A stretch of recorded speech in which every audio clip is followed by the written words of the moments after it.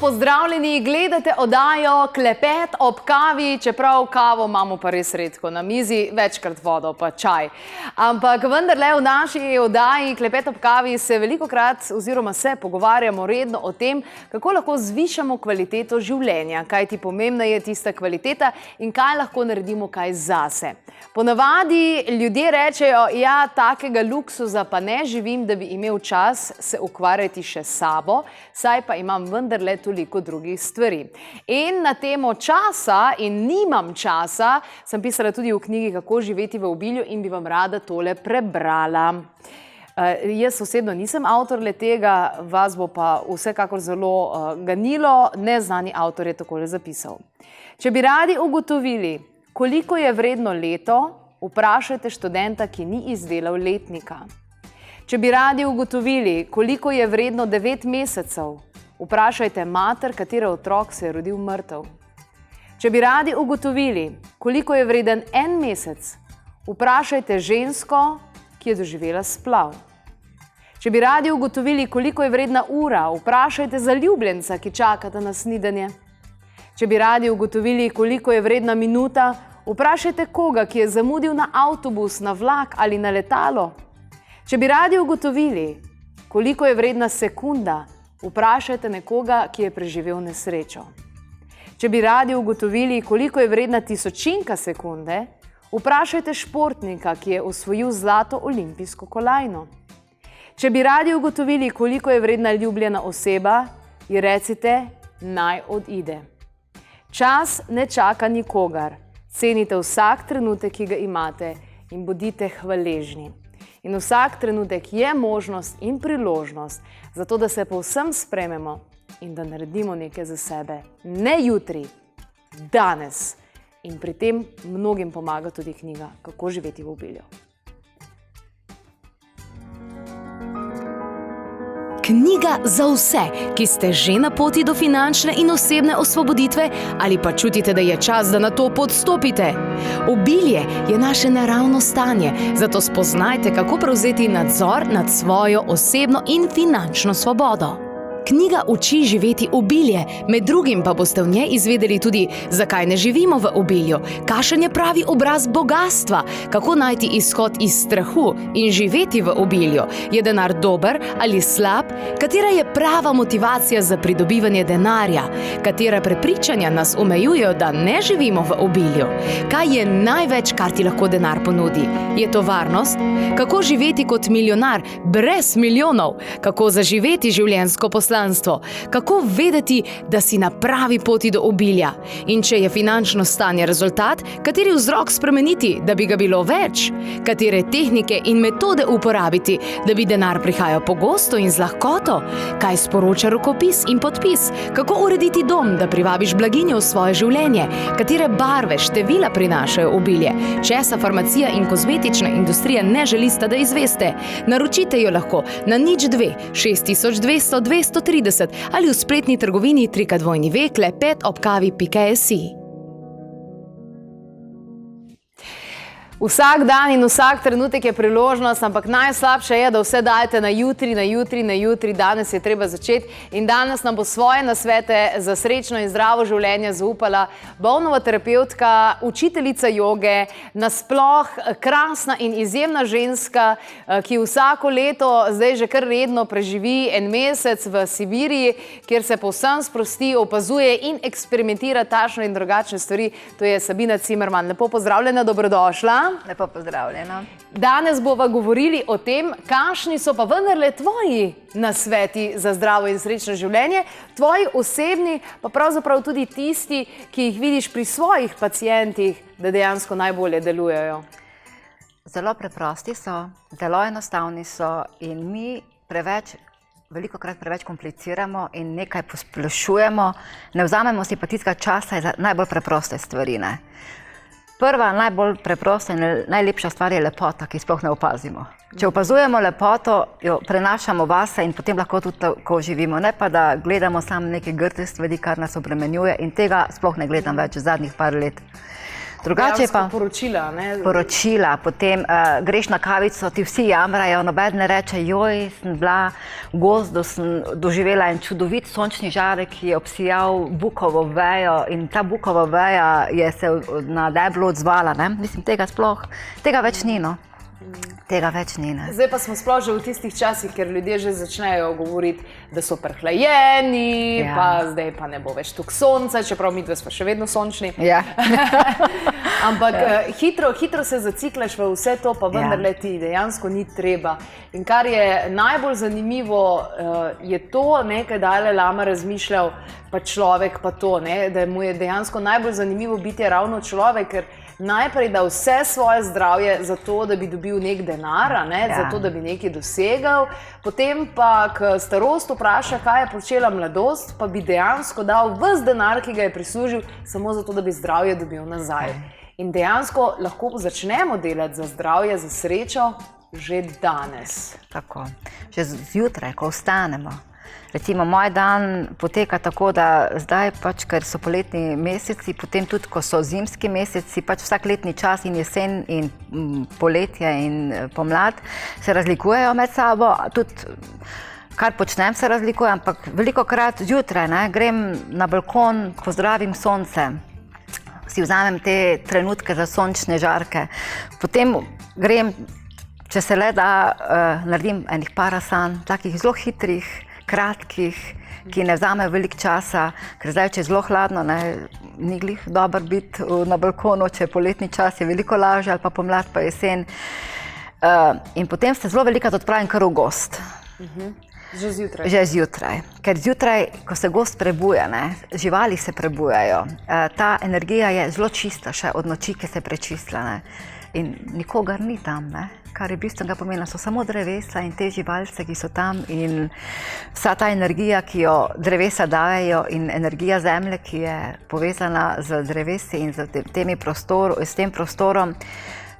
Odvisno je, odpravljam se na moj najbližji hrib je Rifnik, včasih grem mimo enega mlina, pa najdem en izvir, pa si še kar tam malo obmijem, ker malo časih slečem, pa še malo umijem roke, noge, obraz sigurno. Pa bistvenega pomena je, da hodiš kot eni meditaciji. Ko ti hodiš, meditacija ni to, da ti doma sediš, si daš na stolu ali na blazini, ampak meditacija je tista način življenja. Ko ti hodiš po gozdu, je lahko že meditacija.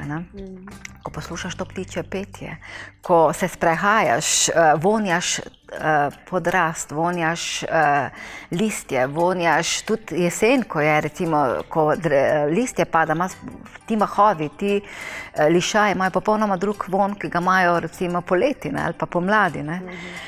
In potem prijem domov pod hladen tuš, odkar sem bila na Altaju, ker sem se kopala sam v teh jezerskih vodah, v ledeniških jezerih, od takrat se samo tuširam z mrzlo vodo in za mene toplo tuš ne obstaja več. Tudi toplo morje, ampak tam 15-14 stopinj je idealno, do 19 je še. Ampak ljudje se ponavadi vprašajo, pa mrzla voda, pa mrzel tuš, se pa ja prehladiš. Ne, to okrepi se, imunski sistem si okrepiš. Potem vse ožilje v telesu, notranji organi se prebudijo. In ti, ko se z mrzlo vodo stuširaš, si bolj živ, si bolj, več energije imaš, se ti dvigne tudi tale, veliko ljudi je, ki imajo nizek krvni tlak, se ti dvigne. Tako da to je ena taka zelo močna osvežitev. V mesecu oktobru smo in veliko ljudi zelo hitro da jeseni gor plašče, jakne, škorne in vse te zadeve, ampak jaz vem, babica je mene učila, Jasmina, jesen čim dlje biti slečena in spomladi čim dlje oblečena. Drži in to je zakonitost, ki drži, in tudi pomladi pa biti čim dalj oblečena, da ti je toplo. In na tak način potem se prijem domov, ta hladen tuš, in potem so pač na vrsti tile moje sibirski biseri, najprej je mumija, ki mi je še vedno, mislim. Tudi velikokrat se z njo, če imam kak pik kje, ali pa da čutim kje kako neravnovesje, jaz se kar namažem z njo in pustim in mi je to zelo odlično. Tako da, in potem pač se pripravim za službo. Potem je pa moja služba pač je takšna, da Moram biti ves čas polna energije, neobremenjena, ne pod stresom, zdrava, nebolana, zadovoljna, srečna. In te vse lepote, ki sem jih pač naštela zdaj, kako jaz pa zjutraj preživim, da lahko grem v službo in da lahko tam sem res polna energije in to, kar delam res z veseljem, z radostjo. Meni nikoli problem iti v službo, joj, pa se mi ne da. Pa tudi miren si potem, ne. Če narediš en tak obred zjutraj, si zelo miren, ne. Za zajtrk imam pa največkrat, ker jaz s polnim želodcem ne morem delati, ker potem pač enostavno vso energijo porabi želodec za predelavo hrane, si naredim talkan, ki ga res občudujem, ne. In ga obožujem, potem tudi še za mojo družino naredim talkan, ki včasih ga pojejo, včasih malo kasneje, ampak talkan mi je še vedno ena res taka močna, energijska bomba, no lahko rečem. Talkan si nam že razložila, kako se naredi, bi lahko še naenkrat čisto hitro Čisto na kratko, najprej si vzamemo en zeliščni čaj, ki ga imamo doma, in vse en katerega najboljš tistega, ki smo ga sami nabrali, ker ima našo lastno energijo. Potem kupimo neobdelan ječmen, ga spražimo enih 5-6 minut, da lepo zatemni in čudovit vonj ima. Potem ga zmeljemo. To si lahko tudi pripravimo, to ne delamo vsako jutro, ampak si pripravimo za par dni naprej in potem damo 2-3 žličke tega talkana v ta vroč čaj noter, potem damo lepo, zmešamo, damo eno žličko, če imamo maslo, navadno, lahko damo ghee maslo, jaz ga že kuham 30 let, tako da jaz sam ghee maslo uporabljam, malo soli, malo mleka, tisti, ki ga pač uporablja, tisti, ki ne, ima isto moč ta talkan, čeprav je boljši z mlekom, lahko rastlinsko. In pa potem jaz še dam zdaj eno veliko žlico čaga čaja. To mi je tudi zelo odlično. Včasih pa lahko damo tudi kakšno malo, recimo, kakšno žličko olja, sibirskega olja, ne, sibirske cedre. In to je en tak močen napitek, jaz ga tudi velikokrat popoldan pijem, ne. Ker jaz se nikoli ne morem najesti, pa potem iti, in zato potem vedno, ko jaz končam službo, taka sem pa res lačna, takrat bi pa nekaj več pojedla, ne. Ker je enostavno način dela takšen, ne. In ko ti delaš, ko si z ljudmi, sploh ne rabiš hrane, ne, ker živiš, čutiš človeka, zaznaš ga, z njim se ukvarjaš.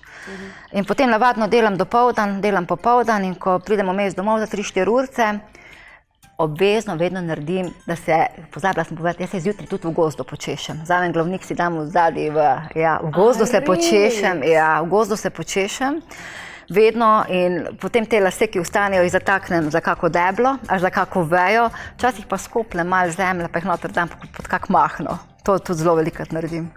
In je zelo tak fajn občutek, ker ti lasje tudi drugačni so, se mi zdi, pol tudi, ko se počešeš, tako kar lepi so in ti potem imaš spuščene lase, tudi če imaš kratke lase, čist drugačen občutek, da hodiš po gozdu, ko pa da imaš nekje še nekaj, da si utesnjenega počutiš, ne.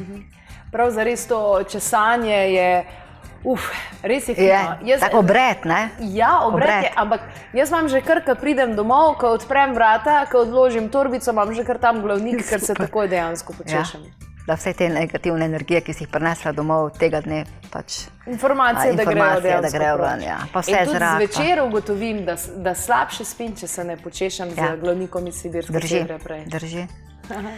Tako da jaz potem vmes naredim, potem, kaj se treba skuhati, kaj ne, treba iti malo na vrt. Jaz hodim doma skozi bosa, jaz imam pač srečo, živim v hiši in imam zelenico tam 1200 metrov okrog in imam veliko sadnih dreves in jaz potem to kar bosa hodim. Vse sosedje so me kakih 10 let nazaj zelo čudno gledali, ne, ker sem že včasih zjutraj šla kar malo bosa pa malo pogledati po vrtu, včasih kar čez dan, ampak pač imam vedno noge umazane, pa kaj ne, ampak je pa bistvenega pomena, če greš bos, sploh zjutraj tudi, ne, da, ker imamo na stopalih tudi vse akupresurne točke, da si celo telo prebudiš, ne, in je tista jutranja rosa tudi zelo blagodejna, ne. Ker govorili so, enkrat sem slišala, ne vem, bom je to rekel, mislim, da je bil to en naš gledalec, ki z nami doskrat hodi na potovanja, je rekel, da je celo življenje zeblo v noge, celo življenje zeblo v noge, potem mu je pa nekdo rekel, lej, sred zime je bilo, pa je rekel, lej, pejt ven zjutraj, pa hod po snegu ali pa po zmrznjeni travi. In je to začel delati in dejansko zdaj je veliko bosa, ne, in je povsem zdrav. Ja, res je. se čist strinjam. To je res en zelo dober nasvet za kogarkoli, kdo pač to zmore. Ne? Pa tudi nekateri pravijo, da so otroke svoje, da so jih kot otroke pošiljali dejansko bose po snegu. Po snegu, po mleku, recimo, ko so mogli v šolo, so hodili. Moj oče je velikokrat šel tudi bos v šolo, po zimi, poleti. Tako da je bilo, v bistvu je ta dotik za zemljo bistvenega pomena. Potem so pa vmes, vedno prej, ko grem potem za drug del službe, naredim tibetanske vaje za ženske, da se cela raztegnem, ker mi je zelo dobro se počutim, včasih še malo kombiniram s parasanami.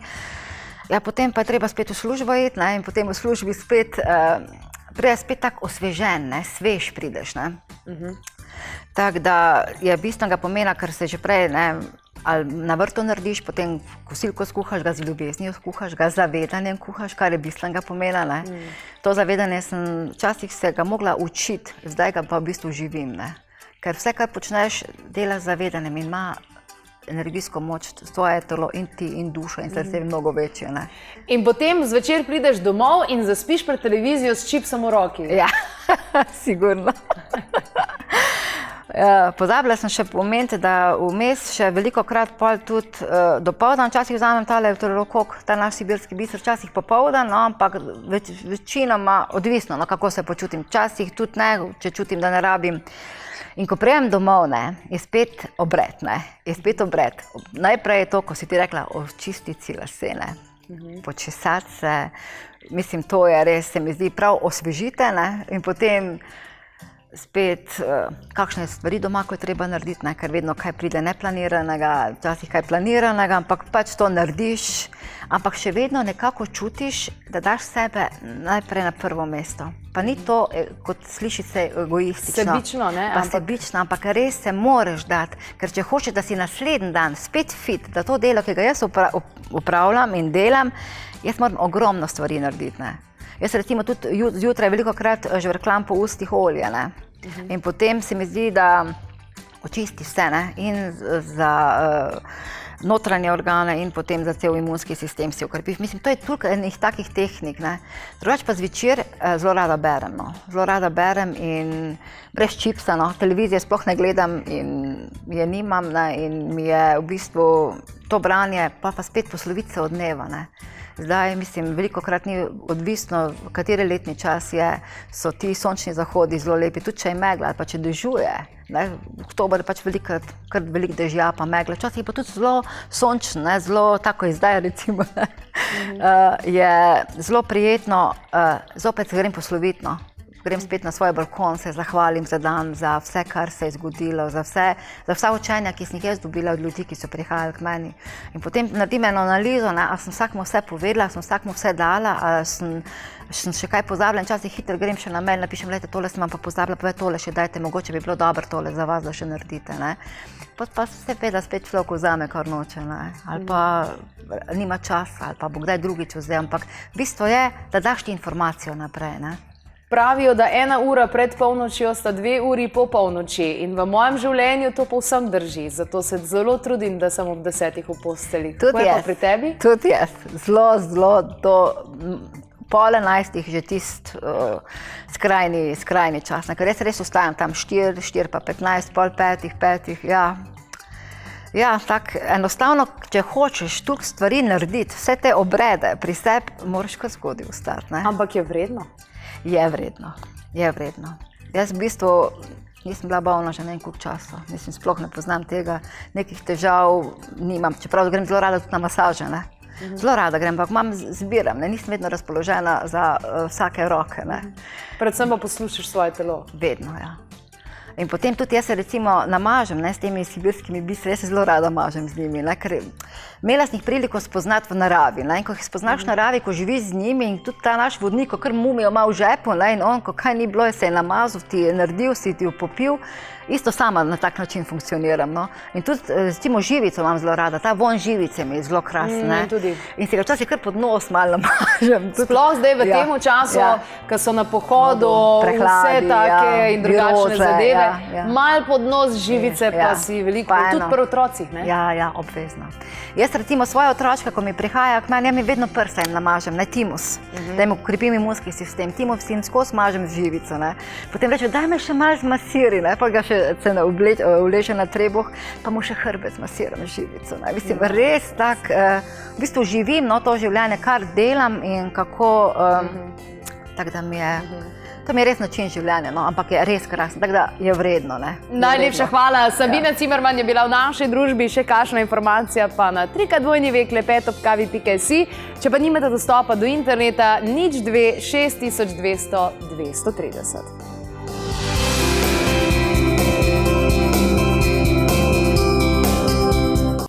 A ti je bil posnetek všeč? Ja, super bi bilo, če ga deliš tudi s svojimi prijatelji.